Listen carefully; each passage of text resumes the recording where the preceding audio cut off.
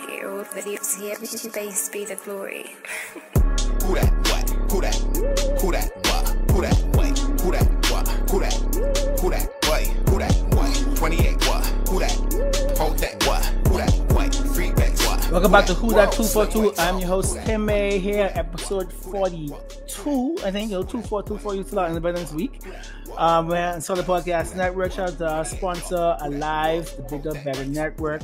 Bring your own device, switch your device, leave the blue people alone. Come get the real network. Today I'm here with LaVonne Alexis. And you might not know her, but I'm pretty sure if you own a social media account and you are a Bahamian, you've been seeing these Protect Bahamian Women bags. Yes. You know, and I was like, I mean, I don't know how long, but I will go all the way back to the beginning. Why fashion? Why clothes? Why things? Like why? Because you're a very talented woman. Why was that your outlet? What made you know I can do clothes? I can sell clothes. I mean, to me, if you want to do a whole psychology, We got that's who that is. Who you is? Therapy session. Yeah, man. I have time. Actually, I think anything that was beautiful or what would be considered artistic or unique always appealed to me. And so I think my first thing where I felt comfortable, you know, when you're a kid and you're like, I want to be this when I grow up. Mm-hmm. And so art class was that for me. So I was just like, I want to be an artist.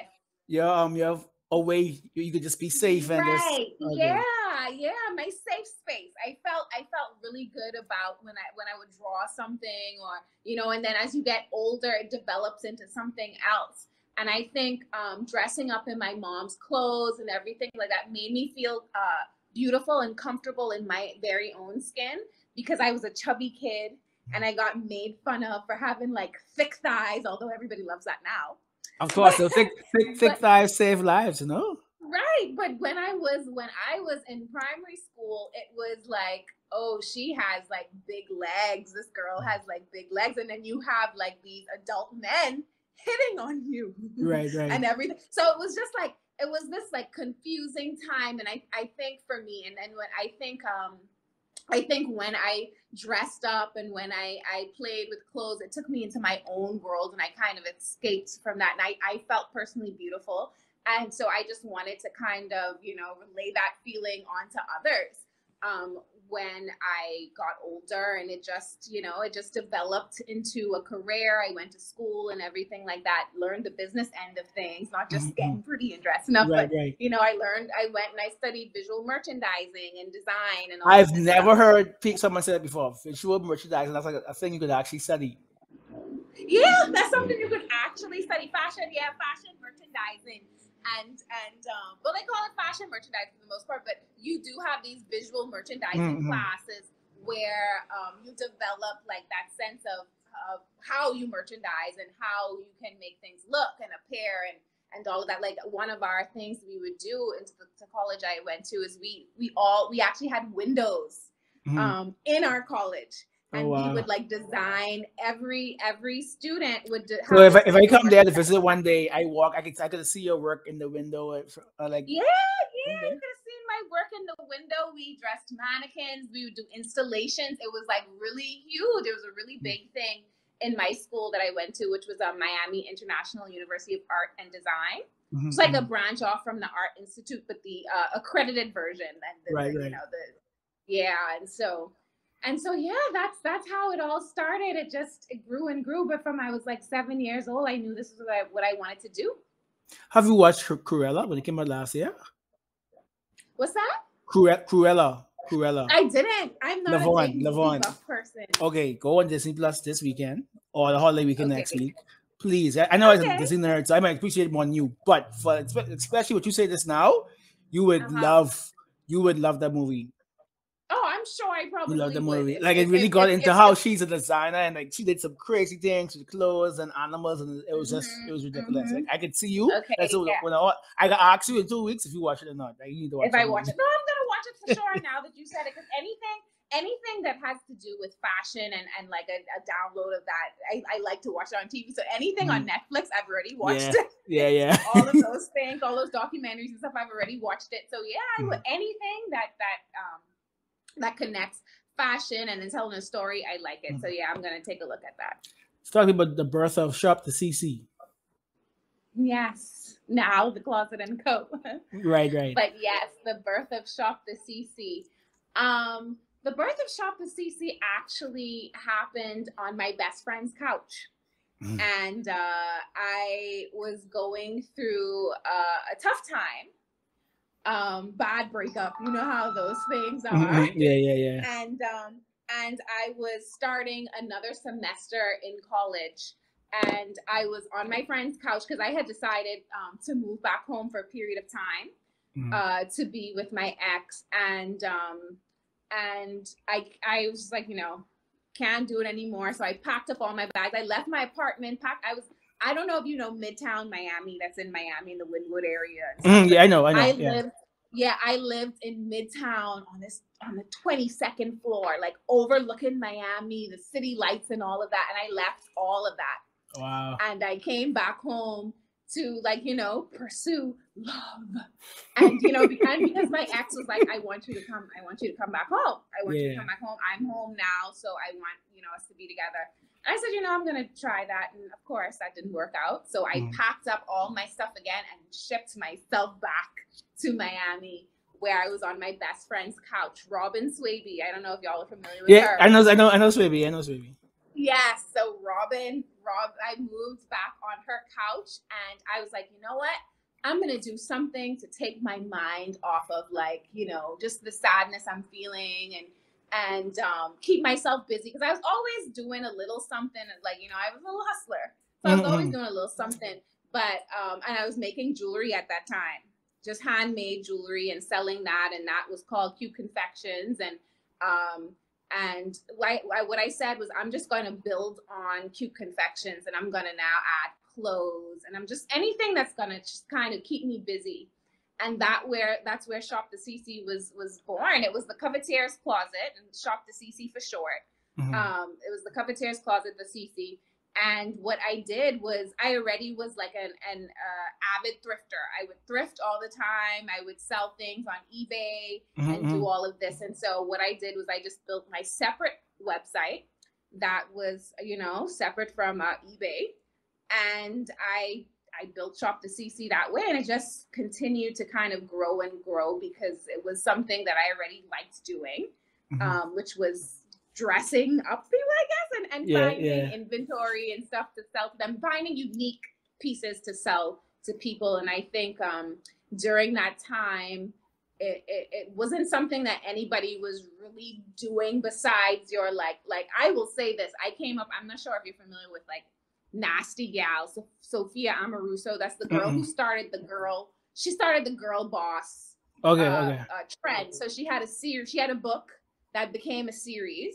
And she coined this term, girl boss. That's where we heard girl boss from. It was actually her who created this, but she actually had a boutique, and it was called Nasty Gal, and she sold vintage clothing.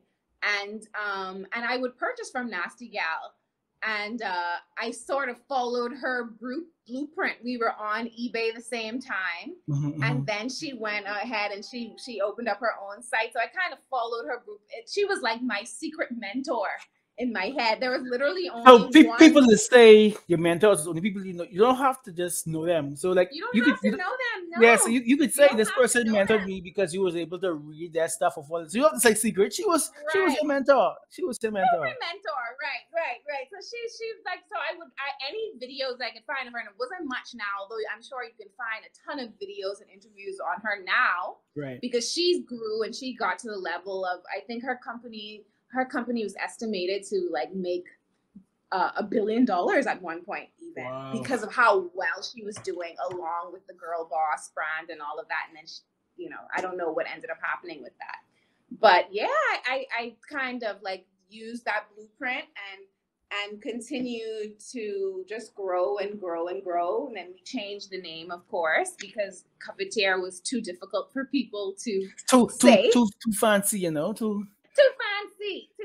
And that's why I want to bring Korea, because every time I hear well, I really didn't know it was closet clothes recently to like the bags drop. We speak to after the sponsor, so I was just like, Yeah. cover it. It sounds such like a Cruella, like a LaVonne thing. That's why it so sound like Yeah. Paris and you in these expensive clothing stores and Gucci and things. Yes. Because coveteer is like it is a French word, I believe, but it just means to covet, or Yeah. you know, Yeah. and you know, and Basically, the whenever closet for people who want things, this way. right. Yeah. And when I would go to thrifting, and I would see something, I would freak out to me. I would be like, oh my god, I have to this. My friends would laugh at me all the time, but when you thrift and stuff, you find unique pieces that you won't be able to find anywhere else. So once you find it, you get so excited. You want to covet that, you know, you want it now. You want this thing now. And so I think that led me to naming the brand that. However, there was a bit of an issue with like a Canadian company having that name as well. Wow. Yeah, The exact name? Wow. Well, no, it wasn't the exact name. It was just the coveteur. And they weren't even a store. They were like a blog. It was a blog that featured people's closets. But their brand, they built their brand up so much that, you know, it was like, okay, no, you can't use this name. Cease and desist. And so what I did was I changed the name. I changed it. I changed how you spell it. And so such a Bahamian. That's such a Bahamian. And mind you, it was a Bahamian person that gave me that advice. They were just like, just change how it's spelled. Like find it in another language and just change the way that it was spelled. So I found it, I think, in like I can't remember which language it was that I used, but I switched it from French. And I used something else, but yeah. But now to make things, because it was the coveteur's closet, and so just to make things a lot easier, we just dropped the coveteur, and then we just named it the Closet and Co.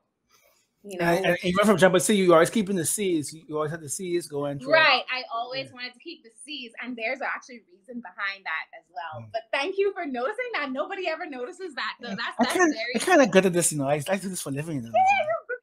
You are very good. I keep the C's for a reason. Yes, a Chanel. Chanel is my big inspiration too. That's another mentor of mine. Right. That I have.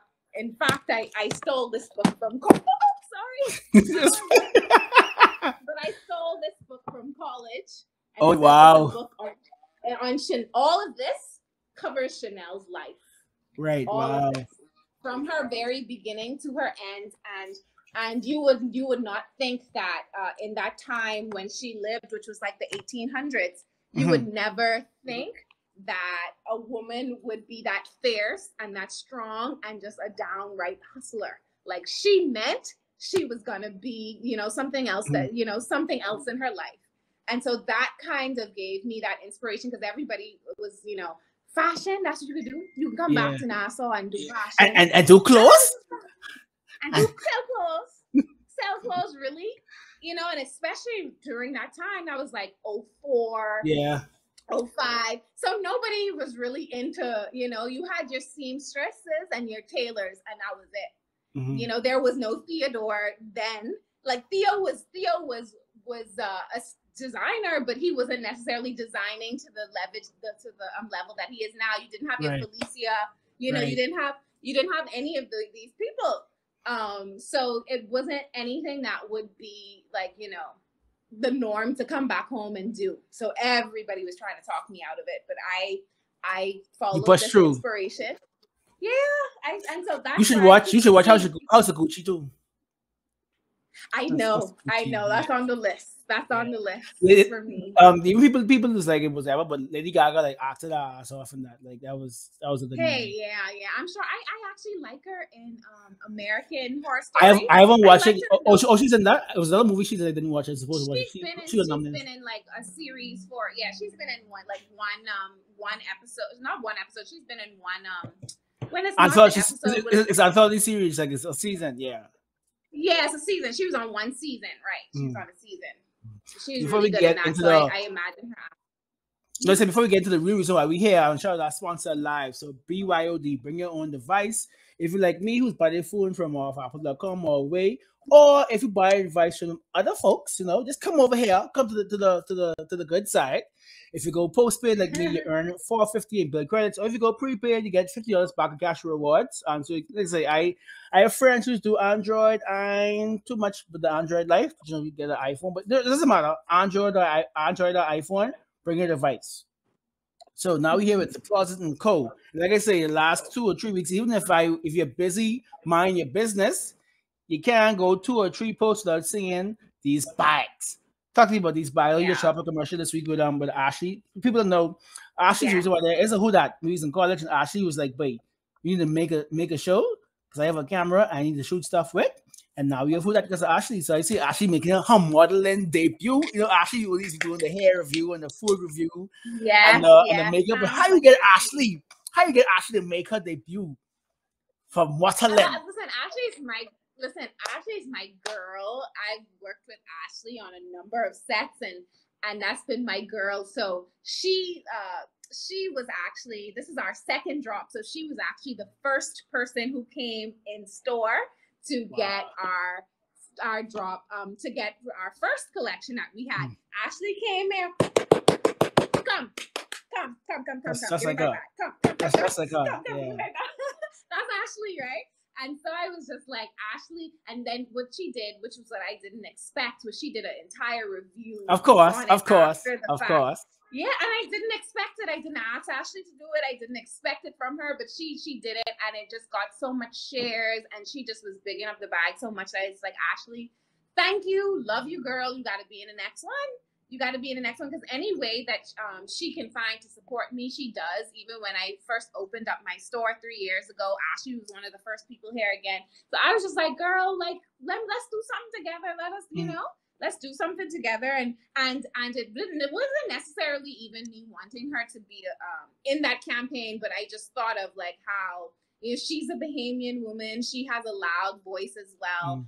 And and this can go far. The message can go far because, Ashley has a really great following of people, and especially women.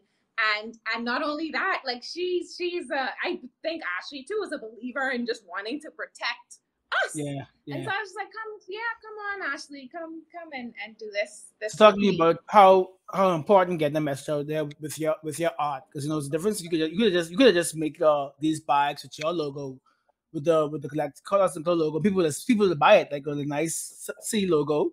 Even though they call it fake Chanel, but you could have done that. You could have just made your logo, put in the bag, and someone sell off. Some people making this statement like how important that is to you.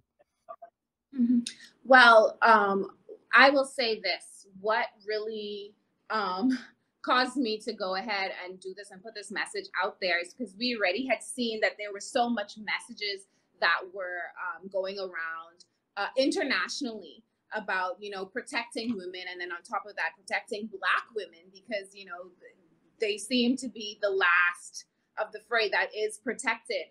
We always have some sort of issue where a Black woman is just always the last on the list. Always, or the last on the totem pole, right? And so, in living, obviously, in the Bahamas and experiencing what I experienced, especially with having my business and having to be an aggressor somewhat when somebody isn't doing something the correct way or whatever, and then you get cussed out for it, like, because you're a woman, you get cussed out for it, and the man will tell you about the deepest parts of what, and then you'll have other men around and watch this person do something like that and just not say anything, not budge. You'll ask for police to actually help or assist.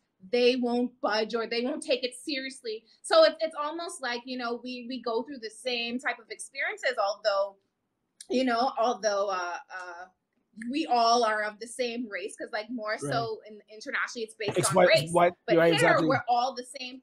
Right, we're all the same race, but we still, get treated this way. And then I saw this video with Carissa, and I know that was the young lady who was said to have committed suicide in front of her child, right? And I saw the videos of her crying for help, you know, going through her domestic violence situation with her baby's father, and being like, you know, not having any kind of assistance, and even the little assistance that she was getting still wasn't really protecting her, you know.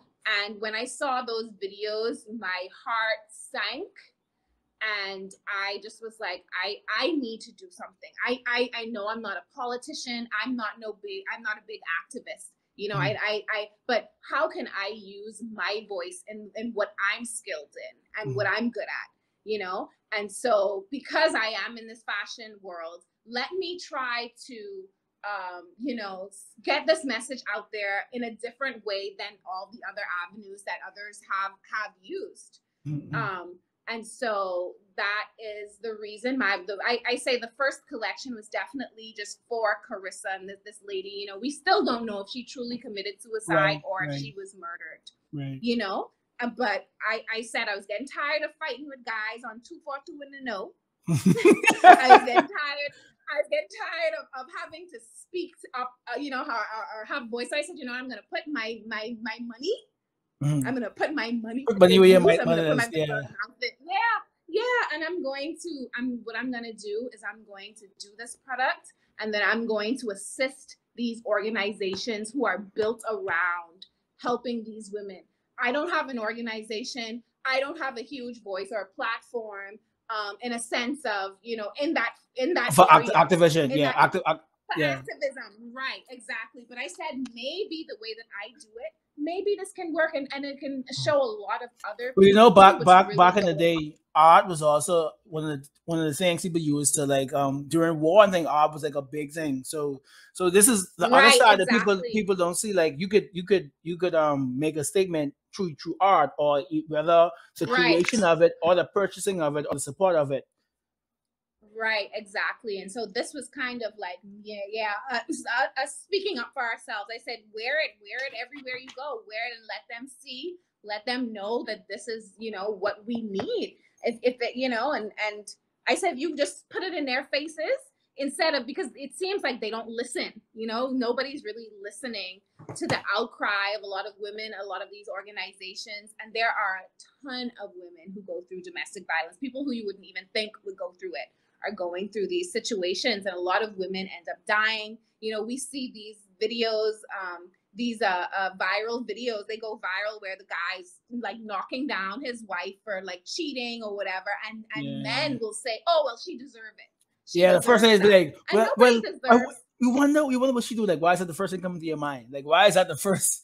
And it just shows you that that's how they think too. Sadly, that's right. That's the mentality here. That's the mentality. And you know, and so I said, you know, any way that I can give back, I will.